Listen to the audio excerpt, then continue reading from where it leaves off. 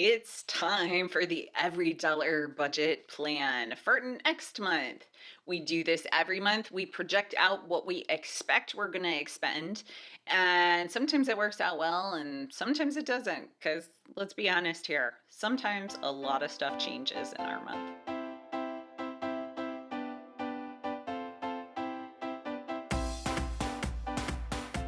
Hey guys, it's Wendy Valencia. Yes, it is time to go through our budget plan for next month, and we're using EveryDollar with our real numbers. This is my actual budget, so you can see exactly what expenses we have planned for April of 2019.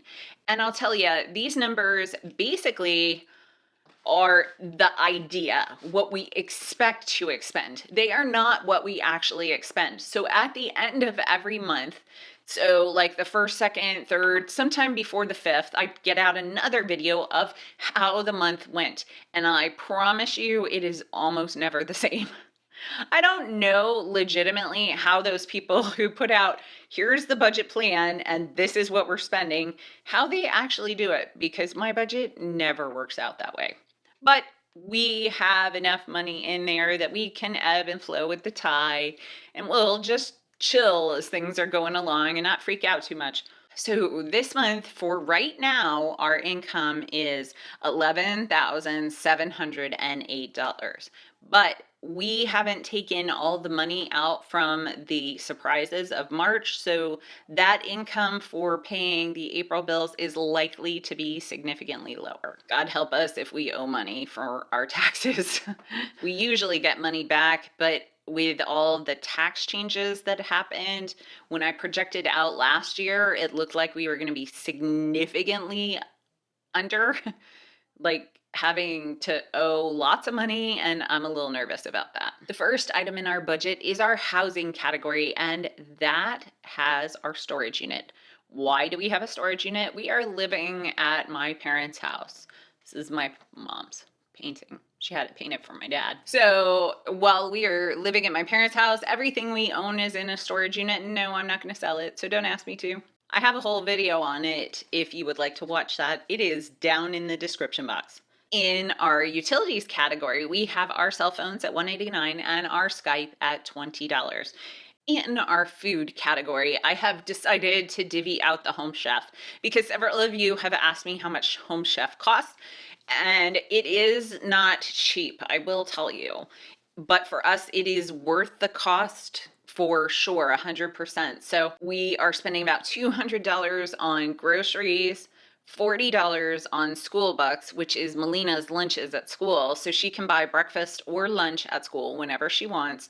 We look at the menu in the morning and she lets me know if she wants to buy lunch or take lunch. And I would say the vast majority of the time she takes her lunch, but one day a week, almost guaranteed, sometimes two, she buys her lunch. And then we have $500 in there for Home Chef. And in truth, we may or may not use that full $500. It really depends on how many meals we decide to get and what those meals are, because they have different levels of meals. They do have premium meals, and we have gotten those, things like scallops or steak or whatever. But we don't get the premium meals every week. Sometimes it's just, a random meal that sounds good. That's what we get. In the transportation category, we have $100 for gas and nothing for our Easy Pass.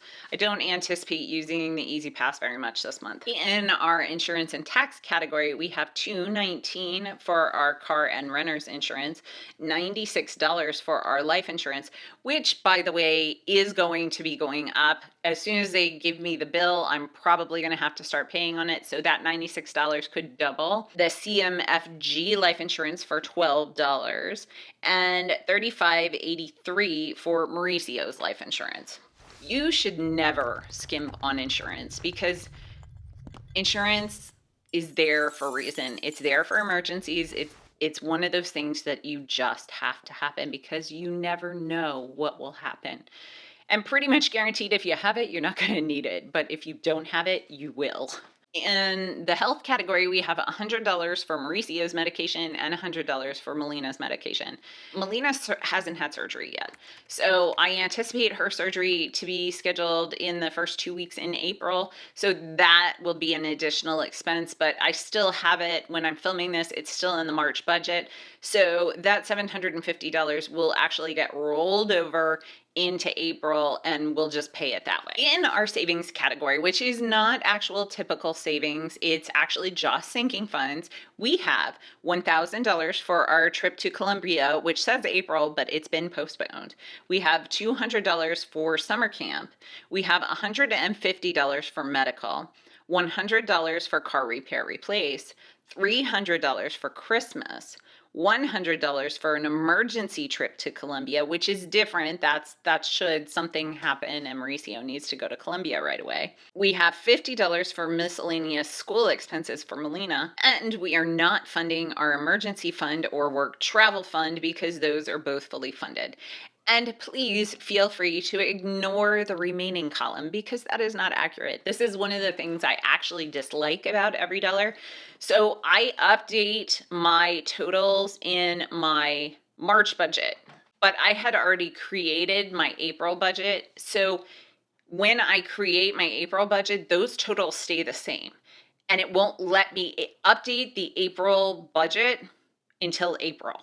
And this really gets on my nerves about EveryDollar. I mean, really gets on my nerves because every month I'm having to update the budget for the totals for my sinking funds and for my debts because I create the budget pretty much on the second or third day of the previous month. So I haven't gotten my totals updated. It's a whole ordeal and it's super annoying. EveryDollar, if you could get on letting me fix that, that would make your program like just a little bit better. In the lifestyle category, we have $36 for iTunes apps and who's and what's it's. We have $14.95 for Audible and $3.99 for Amazon Music. In the Melina category, we have $608 for before and after care, $99 for swim lessons, $280 for Spanish classes, $10 for miscellaneous school expenses, $50 for an Easter dress, and $50 for Easter bunny supplies. In our cash category, which hasn't actually been a cash category for the last couple of months, we have actually stopped using cash. And I'm trying to figure out if it's better or worse. I'm giving it a few months to figure it out and then I'll decide. But we've been basically paying with the debit card to see if, because honestly, going to the bank is a pain. So we have $200 for blow money, $25 for a haircut for Mauricio. We have $100 for the dry cleaner, which I forgot to take out of the budget. That will not be in there because I went to the dry cleaner in March.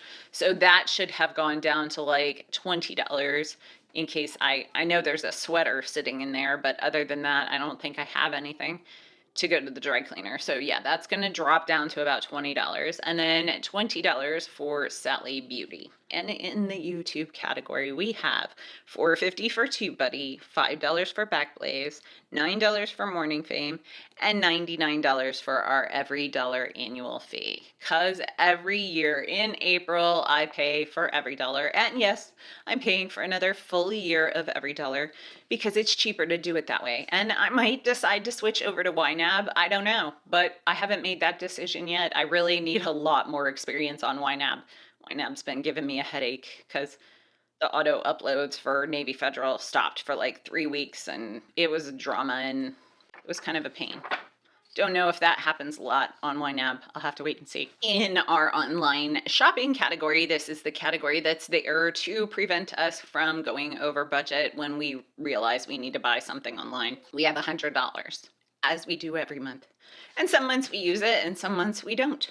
In our giving category at this moment, we only have the $100 giving sinking fund. I don't know of anything else we have going on in the giving category this month. And in the cushion category, we have $100. So debt this month. So basically our debt, we're going to start making minimum payments. Now, these aren't the actual minimum payments. These are the minimum payments we self-imposed. So our minimum payments are actually significantly lower, but we're going to not drop below these numbers for our minimum payments to debt. And then we are going to start stockpiling our cash, because we've got so many things coming down the pike that if we go ahead, I ran the numbers, and if we go ahead and pay off the car by June, then if my parents decide to move in August, we're not going to have enough money for that. So we're going to stockpile the money, and when we get enough in a pile to pay off something, what we're going to do is we're going to evaluate where my parents are. So come June, we should have plenty of money stockpiled that we could pay off the car fully. And we're going to evaluate whether my parents are going to be ready to move in the next couple of months or not. And either we'll keep on the money and just sit on it, or we're going to pay off the car. You will see our debt payments are low. This month, we're going to be paying $1,849.56 to debt. We're going to pay the car loan, our minimum, our self-imposed minimum number for the car loan. We're going to pay $1,200 to the USAA loan and $184.56 to Mauricio's school loan. Now you'll notice the tax loan has nothing, and here is why. I don't think I've ever really talked about this, but suffice it to say, we had a huge tax debacle in 2015, and we owed a lot of money.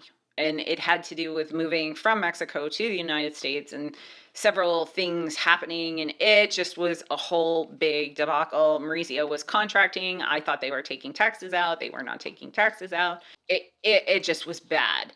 And so we ended up owing quite a bit of money that we didn't have. And this was actually the beginning of the precipitating event. And my parents lent us the money. So we still owe them on that about $20,000. And what we are basically going to do with that is we have put that on hold. I had rolled the interest into the final payment. And so we basically, rather than saying it was a percentage, we just tacked on X amount of dollars on the top. And that's the profit that they would make on lending us that money. And because there was no way I was going to let them take money out of their investment without them getting something in return, I didn't think that was okay. So they earned a little bit more by lending it to us, which I think is reasonable and fair. So what we're going to do is, because it looks like we're going to buy the house, when we buy the house, we're actually going to tack. We're not buying it for market value, probably. If we are buying it for market value, this isn't going to work out, and we're going to have to come up with a plan B. But for right now, I don't think we're going to be buying it for market value. We're going to tack that money that we owe onto the house. And so that debt, rather than paying it off, it will go into the house. And since we will already have equity in the house, it's not such a huge ordeal. And then that will become the last debt in our debt snowball. So when we are debt free, we'll actually have another $20,000 we need to pay, because it'll be $20,000 in the house. And then the school loan is actually the actual minimum payment for right now. So that means this month we have $4,162.45 going to savings for the pile up. So if we can, ideally, if we can do this for until December, we'll have a good chunk of cash setting aside ready for this move. EveryDollar tells us it's a zero-based budget and EveryDollar's happy, so that's awesome. So I'll see you in the next one. See ya. We're out.